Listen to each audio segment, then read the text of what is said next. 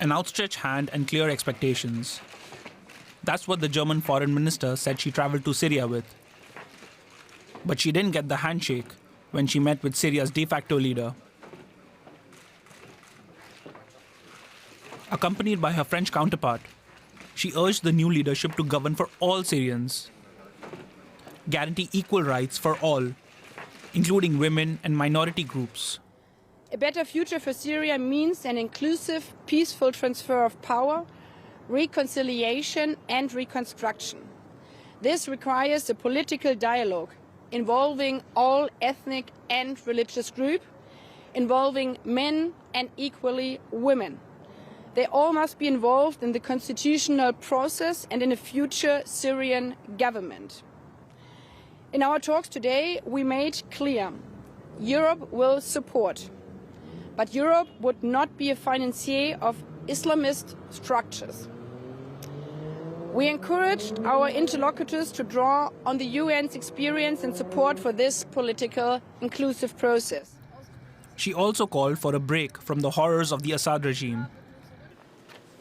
Earlier in the day, the minister toured the cells and underground dungeons of the Sednaya prison, north of Damascus. This is where the ousted regime tortured and murdered thousands of opponents. The prison has become a symbol of atrocities committed during Assad's regime. You simply can't imagine the horrors that happened in some places. But people have gone through hell here, near the Syrian capital Damascus. They were killed in ways that are unimaginable in a civilized world. That is why it is important that I was here today, together with the French foreign minister, and also on behalf of the European Union. Here to thank groups like the White Helmets, who made it clear for years that there could be no normalization with the Assad regime, which was built on barbarism and torture. Baerbock said her visit signals the possibility of a new relationship between Syria and Europe. Let's speak to Christoph Schult, a journalist from Spiegel magazine. He's been traveling with Foreign Minister Baerbock and joins us now from Damascus. Welcome. What can you tell us about this meeting between Baerbock and al-Sharaa? Well, it's, of course, quite a premiere because Baerbock and her French counterpart, the French foreign minister, they are the first EU foreign ministers to visit Damascus and the new rulers, and al-Sharaa, the new ruler of Syria. And I think there were mixed feelings in the meeting with al-Sharaa. Of course, the German and the French side, they have some expectations. They didn't bring fresh money without any conditions. They want to get some assurances regarding the future of Syria. They asked al-Sharaa about the process towards democracy. They are demanding an inclusive process, meaning that minorities, all religious minorities, other minorities, the Kurds, will be included in that future national process.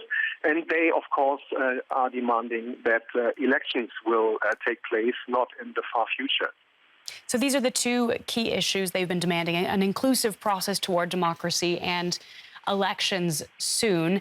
Is it clear what Syria's new leader wants in return? I mean, I think their main interest is to rebuild the country, right? So there is a leverage for the European side. The Syrian side, of course, is interested in getting help, financial aid, in rebuilding the country. And before giving that money, they, of course, can talk about some conditions. So that I think could be a win-win situation if both sides agree to it. Of course, there's the question of how moderate al-Sharaa has really become, right? He's affiliated with other groups. They still portray themselves as quite extremist. He himself portrays himself as a moderate. The question is whether he is really moderate, as he calls himself himself now, and whether he can convince the other groups of taking a moderate approach. Is it too early to say whether Baerbock has gotten the reassurances she'll be hoping for from al-Sharaa? As you mentioned, she's previously said that HTS will be judged by its actions. Exactly. I mean, there's clearly a willingness to judge HTS by its actions. But they have become careful, right? I mean, the German foreign policy after the Arab Spring was quite euphoric, and I think they remember this, and now they have a new leader coming from an Islamist jihadi background, so they are quite careful. And I think it's too early to say. We don't know yet what al-Sharaa exactly said in the meeting, so it's too early to say. Tell us a little bit more, if you can, about the rest of Foreign Minister Baerbock's day in Damascus, her visit to the notorious Sednaya prison.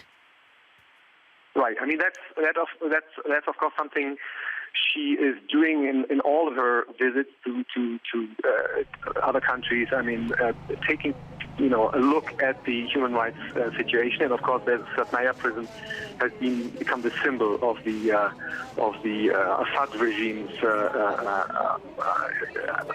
torture policy, and so that visit was quite impressive. I mean, she visited the cells. She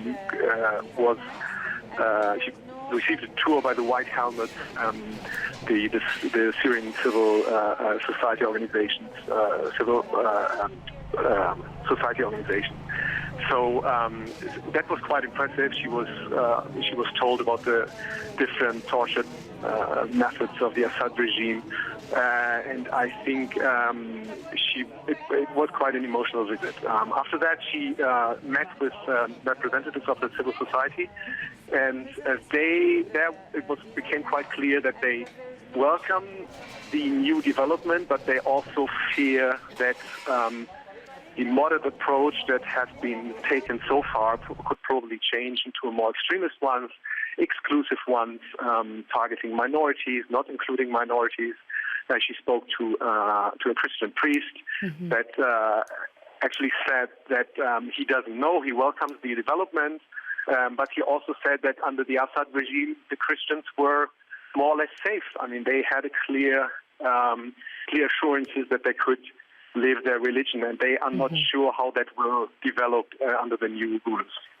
Many challenges ahead. We've been speaking to journalist Christoph Schult from Spiegel magazine in Damascus. Thank you so much for taking the time, Christoph. Thanks. All right, I want to go now to Brussels to our correspondent, Anchal Vora. She's covering this story. Are you following it for us? Anchal, if we could, we want to pick up on something that happened earlier today. We want to show our viewers, and that was the moment where the French and German foreign ministers met al-Sharaa. And as we see here, the men get handshakes, but Annalena Baerbock, as the woman, she does not.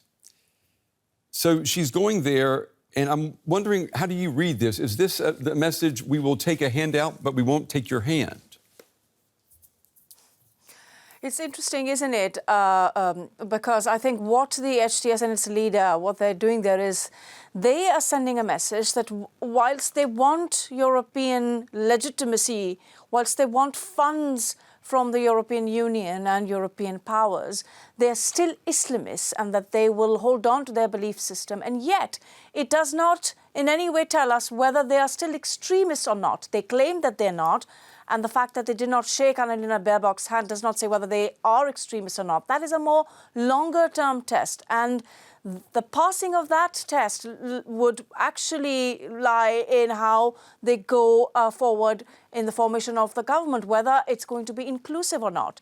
And I think despite these sort of the symbolism at play here, the visit is still quite significant because the EU is also sending a message, and the EU is saying, look, we hear you, you're saying you've changed, we want to give you a shot, we want to give you a chance, form an inclusive government, give rights to women, make sure that there are no human rights abuses, and then you will get help from us. We will even consider lifting some of the sanctions. So I think it's messaging from both sides. Yeah, I mean, I think we've heard a lot of commentators today saying that refusing to shake hands with Baerbock because she's a woman is a clear signal that's being sent to Europe. We know that Sharaa's HTS is classified as a terrorist organization by several countries. At the same time, the European Union wants to do business in order to help the Syrian people. This is a delicate balancing act for the EU, isn't it? Well, it definitely is. We've seen in the past that the Taliban and the US, they agreed on a deal, and that did not go very well for many Afghan people. Now, here in HTS's case, what the HTS has been trying to say is that it's a nationalist group, a nationalist Islamist group, and not a global extremist group. And to that end, there are many who seem to think that we've got to see what the HTS does on the ground. And even UN's Syria envoy, Geir Pedersen, has said that maybe the designation should be reviewed. The US has also offered an olive branch and has lifted the bounty or the reward on information on Jelani or Ahmad al-Sharaa, the de facto Syrian leader, his information that could lead to his arrest. So there are these sort of measures saying, look, we're giving you a chance. Show us what you've got. Show us whether you have indeed changed or not. But of course, this is very delicate. If there are still reports of minorities being attacked and minorities feeling insecure. Yeah, and also at the same time, the foreign ministers today toured the underground dungeons of Sednaya prison, which is a symbol of the atrocities that were committed by the Assad regime against Assad's opponents. So obviously, the topic of human rights is part of the narrative here. I'm just wondering, what role, though, does the European Union play in Syria's future when it comes to human rights, if at all? Well, there are several aspects to this. One is that Assad has moved to Moscow, so probably can still not be tried unless he enters EU. But a lot of experts here have warned the government in the European Union and said that a lot of higher officials whose names are with the European governments have been shared by Syrian refugees in exile who are building up cases against Syrian officials that they have accused of committing crimes against humanity, that these people may now try to enter Europe, so be vigilant on all entry points. But having said that, there's also a universal jurisdiction, the clause here in several EU countries, and a lot of these people could be tried under that law. That's the positive side, but the problem is that even the HTS has been accused of torture, has been accused of executions in Idlib. And what happens when it comes to that? This is, again, a bit of a difficulty that the European governments will face as they deal with HTS. Our correspondent Anchal Vora with the latest in Brussels. Anchal, thank you. For more now, I want to bring in Giorgio Cafiero. He's a Middle East analyst and CEO and founder of Gulf State Analytics in Washington, D.C. Giorgio, it's good to see you again. We just heard from the German foreign minister there, the soundbite with her demanding dialogue, and I'm quoting her here. She says, dialogue involving all religious and ethnic groups, involving men and equally women. We want to remind our viewers, the German foreign minister, she is an advocate of what is known as feminist foreign policy. Does she speak a language that the new Syrian leaders understand? Thank you. Good to be on your program. To be sure, I think we all know that the new leadership in Syria has an Islamist ideology, and this is an ideology that is at odds with the thinking of German leadership and the leadership in Western countries. I think on many social issues, the two sides are not going to see eye to eye all the time. I think probably the idea of Syria being sort of a Western liberal democracy at some point very soon is unrealistic. I also think it's important for us in the West to maintain some self-awareness, though, and we should keep in mind that when speaking to an Arab audience, many Arabs in the Middle East and North Africa and many people throughout the global South are aware that for about the past 15 months, the West, including the US and Germany, have given a tremendous amount of support to Israel in their military campaign in Gaza that Amnesty International and Human Rights Watch have concluded constitute genocide. So I do think some self-awareness on the part of Western diplomats would always be a good thing.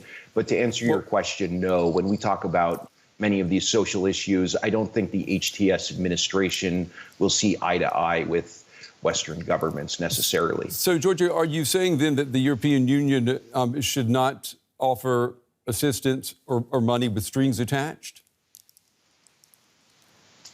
Well, I think before we talk about offering assistance, the most important issue to discuss is the imposition of Western sanctions. The United States is, of course, still imposing the Caesar Act.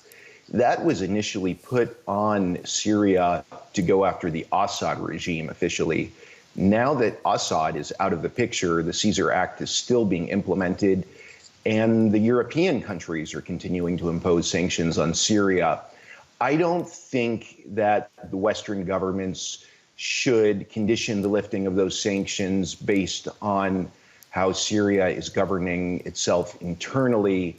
I think that morally and strategically, that's not a sound policy. But do you think then that European governments should be discussing, negotiating at all with Shaara's HTS? After all, the HTS is considered a terrorist organization by Germany and France.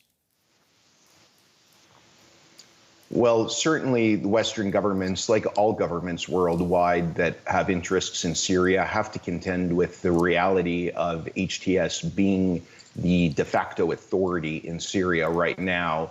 So it certainly makes sense to engage it makes sense to engage HTS simply from the standpoint of being pragmatic.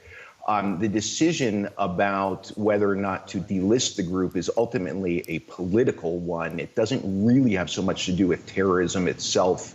It's more about politics.